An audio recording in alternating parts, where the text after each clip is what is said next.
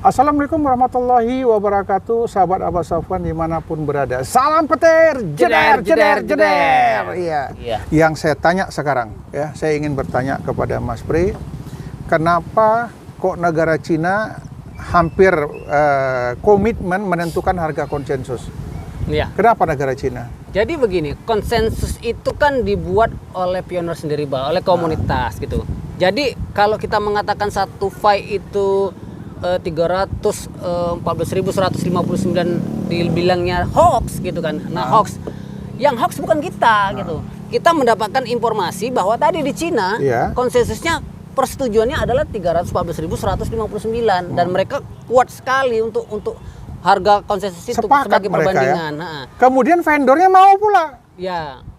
Kan gitu. Jadi sama kayak koin tradisional berpatokan pada Bitcoin. Bitcoin turun, dia turun. Bitcoin naik, dia ikut naik kan itu. Karena nggak punya pendirian. Dia hanya ngikut-ngikut orang. Tapi kalau dengan pen network dia berdiri sendiri. Dan yang menentukan berapa nilai dan harganya adalah para pionir sendiri. Benar. Itu terbentuknya harga konsensus nantinya berdasarkan ekosistem yang ada. Iya. Dan Nicholas kan sudah jelas. Kita nggak mengada-ngada, kita nggak bilang hoax. Dia sudah mengatakan pada waktu dia diwawancarai, dia mengatakan bahwa sebenarnya berapa nilai pi kan gitu. Dia mengatakan sendiri bahwa nilai pi adalah satu pi adalah nilai yang dipikirkan oleh pionir. Kan gitu. Jadi kembali kepada pionir. Jadi kalau misalnya konsensusnya misalnya 1 miliar misalnya. Ya, dia lemparkan ke pionir ya 1 miliar gitu. Kalau 2 miliar, 3 miliar, ya gitu seperti itu. Jadi si pionir sendiri yang menentukan harga. Untuk harga rata-rata tingkat dunia tergantung ekosistem. Benar. Jadi orang-orang yang melakukan barter itu patokannya apa? Kalau patokannya dia konsensus di 314.159, ya itulah harganya. Jadi BTC, Pak, itu juga dulu konsensus kan gitu. BTC. Artinya begini, konsensus garis miring tentunya begini.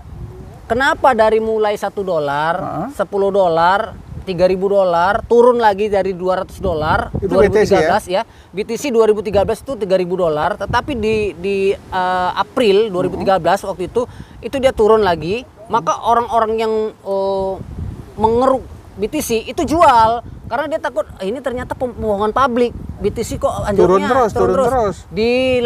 Jual lagi di angka $400. Ternyata begitu $400 naik sampai misalnya 1 miliar. Nah, ketika 1 miliar sekarang turun lagi 300 juta. Iya, 300 kan juta. Gitu. Berarti ini kan karena kesepakatan juga. Betul. Bukan karena suka-suka naik turun kan itu. Artinya kebutuhan dari supply, kemudian kebutuhan dari pionir untuk menggunakan Bitcoin. Nah, ini kan fluktuasi kan itu. Fluktuatifnya ya kayak Finerwalk. Kalau misalnya nanti harganya konsensusnya $314.000 macam yang dikatakan oleh orang-orang Cina gitu. Nah, kita kebutuhannya juga nanti lihat. Kalau misalnya seluruh menurut Nicola kan seluruh dunia manusia yang akan menggunakan ini. Kalau misalnya dibagi 7,8 miliar penduduk ya satu orang kan hanya punya butuh 300-an pi saja kan gitu kan. Saya pun ngelihatnya seperti itu yang saya lihat ya, kenyataannya di lapangan. Kenapa kok Cina? Karena ternyata ya ada data yang saya baca 53% lebih kurang masyarakat Cina adalah anggota Pi Network. 53% dari dunia ini. Kemudian satu lagi ya, kalaulah Pi Network itu harganya rendah, ini hancur. Benar. Kenapa? Akan jatuh ke tangan 1-2 orang. Tapi kalau memang harganya tinggi, 1 pi saja dikeluarkan orang sudah bisa bikin yang macam-macam.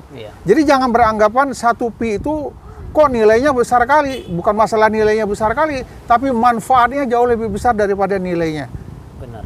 Ini yang saya lihat. Banyak orang nggak memikirkan itu. Dia hanya memikirkan satu koin kok terlalu mahal. Ini koin terbatas. Apabila koin ini sudah di stop penambangan, ini nggak mungkin ditambah lagi koinnya. Memang segitulah koin ini. Benar. Jadi juga Pak perlu dipahami juga buat teman-teman logikanya gitu ya. Kita kan berpikir secara logika. Misalnya penambang ada 100 juta kan gitu. Saya yakin tidak semuanya berpikir positif. Pertama, diajak karena dipaksa. Diajak karena nggak ngerti ya kan. Sudah banyak koin, HP-nya hilang, HP-nya dijual dan lain sebagainya. Anggap remeh. Jadi mungkin dari supply yang begitu banyak, mungkin nanti akan yang terbuang banyak, sama kayak Bitcoin. Tapi kan gitu. Kejadian hari ini tahu nggak? referral saya kan cukup banyak ya. Kemarin hening. Sekarang mulai bermunculan lagi. Ya, ada ganti HP baru, minta di-downloadkan lagi, minta dipanggil lagi koin P-nya. Kemudian ada yang tak pernah nambang, sekarang mulai nambang lagi. Dia nambang sekitar hampir lebih kurang 3 tahun yang lalu, sudah setahun lebih tak nambang, tiba-tiba koin P-nya nggak sampai 1.000.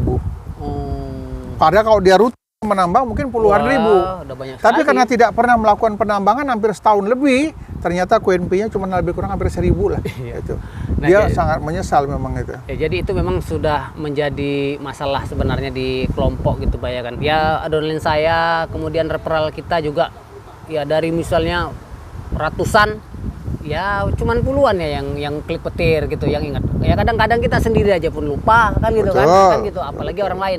Jadi kalau kita mau mengedukasi orang juga agak sulit kan gitu. Mereka kan pemahamannya tidak sama kita, sama netizen juga pemahamannya nggak kayak kita gitu.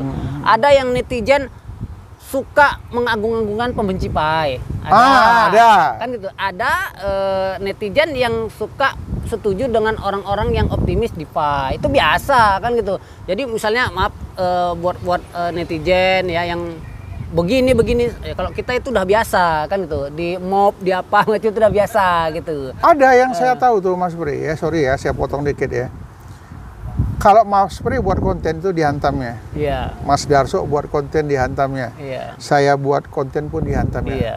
Marganya si Langit. Namanya siapa saya nggak tahu, tapi kan ada langit-langit. Dan dia rencananya mau melaporkan kita ke polisi. Ini paten kali ini ya. Apakah dia seorang pionir atau enggak? Ya, saya pun tak tahu. Mungkin dia kepingin main, tapi dia tak ngerti mungkin ya. Jadi kalau dia mau belajar kita ajari lah. Kalau contohnya misalnya dia ngelapor ke polisi gitu kan. Mungkin dari pertama awal lapor kita bikin konten Mbak sampai selesai. Oh gitu ya. Sekarang kita tanya siapa yang dirugikan. Ada nggak uang orang yang diambil? Ada nggak orang bayar kepada kita gitu. Ya sudahlah, nggak apa-apa ya. Saya ingatkan kepada teman saya yang nggak paham dia Pak. Si Langit itu ya kalau memang mau nanti saya undang ya. Saya undang buat konten juga nggak apa-apa. Gitu mau diundang referral juga boleh gitu. Ya gak pokoknya kami nggak pernah dendam ya. Kami nggak pernah sakit hati kami dibuat seperti itu. Itu malah menjadikan sebuah motivasi kepada kita. Bener Pak. Dan kita kan memberikan edukasi kepada teman-teman. Biar teman-teman yang sudah pegang koin paham bagaimana cara menggunakan koin itu.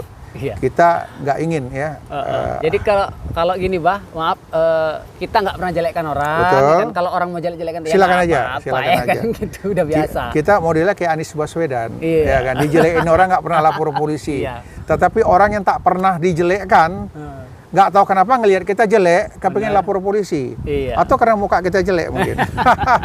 Demikian sahabat Pai Network dimanapun berada, sukses selalu buat kita, sukses bersama. Salam petir, jeder. Assalamualaikum warahmatullahi wabarakatuh. Tengok dulu, terekam apa enggak ini? Ya habis pula ya kan Pak? Kerekam.